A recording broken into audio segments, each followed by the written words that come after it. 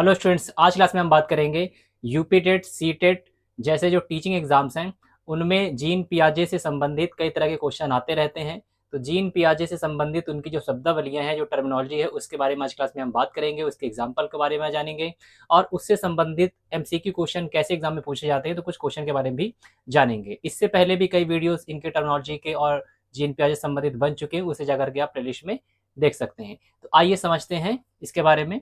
तो देखिए, जीन पियाजे जो टर्मिनोलॉजी है उसमें एक है सेंट्रेशन और एक है डिसेंट्रेशन। तो आज क्लास में दोनों के बारे में आप जानेंगे। तो समझते हैं सबसे पहले हम अर्थ।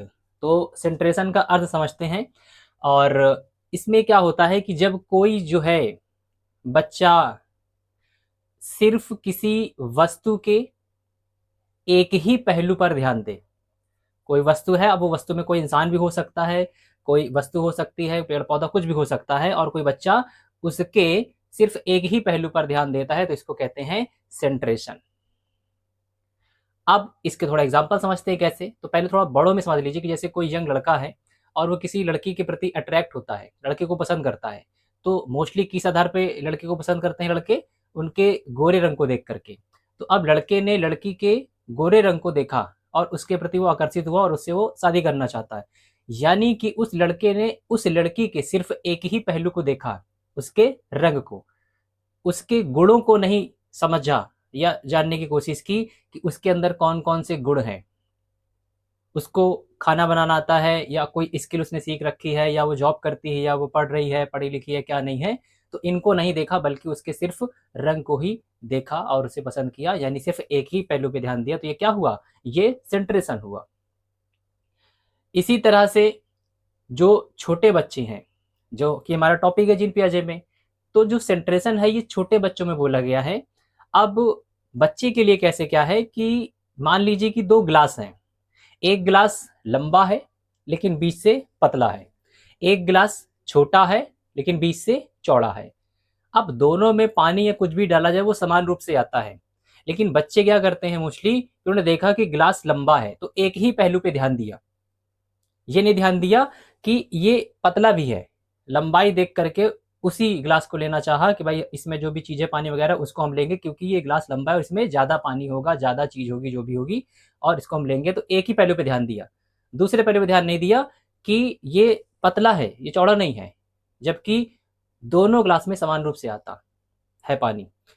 तो ये क्या है? सेंट्रेशन हुआ। इसी तरह से हम समझते हैं कोई भी स्थिति हो सकती है किसी के जीवन में। तो ये जो सेंट्रेशन है और जो डिसेंट्रेशन है, अभी डिसेंट्रेशन के बारे में भी जानेंगे।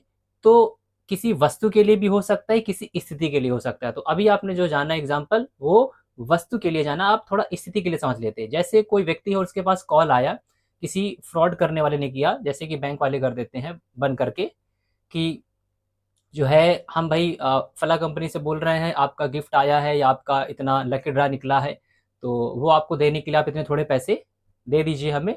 मिनिमम पैसे मांगते हैं वो 2-4 हज़ार रुपए, और कहेंगे कि भाई आपको गिफ्ट मिल जाएगा। तो अब बहुत सारे लोग इस फ्रॉड का शिकार हो जाते हैं। उन्होंने क्या, सिर्फ एक ही पहलू पे ध्यान दिया कि हाँ हमारा लकी ड्रा निकला, इतने पैसे निकले, इतने कार निकले, जो भी कुछ इनाम निकला है। दूसरे पहलू पे ध्यान नहीं दिया, अन्य पहलू पे ध्यान नहीं दिया कि ये फ्रॉड हो सकता है, ये गलत हो सकता है। तो ये भी एक तरह से क्या है? ये सेंट्रेशन है। तो ये स्थिति के अनुसार हो गया। तो आपको स्थिति के अनुसार, वस्तु के अनुसार एग्जाम्पल बता दिए गए किसके? सेंट्रेशन के। अब अगर डिसेंट्रेशन समझना है, तो डिसेंट्रेशन इसी का अपोजिट है।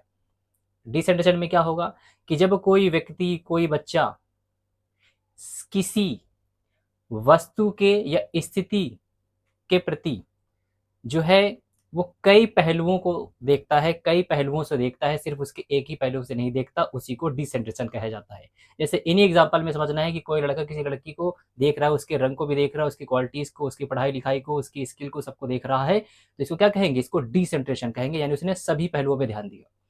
इसी तरह से छोटे बच्चे ने ग्लास पे, जब जो एग्जाम्पल बताया गया, तो उसने ध्यान दिया कि ग्लास लंबा है लेकिन ये पतला है, ये चौड़ा है और छोटा है, तो सभी पहलू पे ध्यान दिया गया।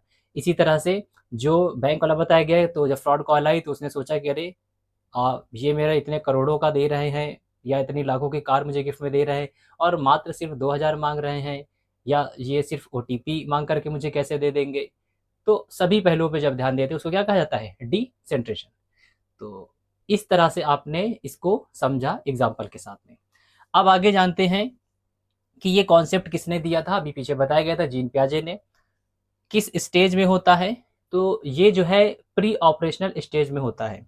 किस ईयर में होता है, अभी बात सिर्फ सेंट्रेशन की चल रही है, सब सेंट्रेशन का बताया जा रहा है आपको, ठीक है।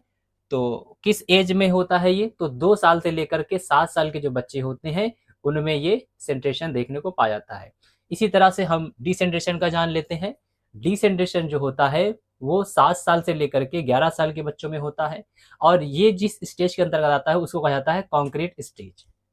तो ये जो कॉन्सेप्ट है, स्टेज है, किस ईयर में है, इन्हीं से एमसीक्यू क्वेश्चन बनते हैं। इन्हीं से क्वेश्चन पूछा जाएगा कि बताइए किस स्टेज में जो है सेंट्रेशन या डिसेंट्रेशन देखने को पाया जाता है, कितनी उम्र में, किस ईयर के बच्चे इसमें आते हैं, है ना, किसने दिया, कौन इसके कॉन्सेप्ट देने वाले हैं। तो इस तरह से यहाँ से एमसीक्यू क्वेश्चन पूछे जाते हैं। तो आई होप कि आपको आज क्लास पसंद आई होगी। तो मिलते इस तरह के नेक्स्ट इंपॉर्टेंट वीडियो में।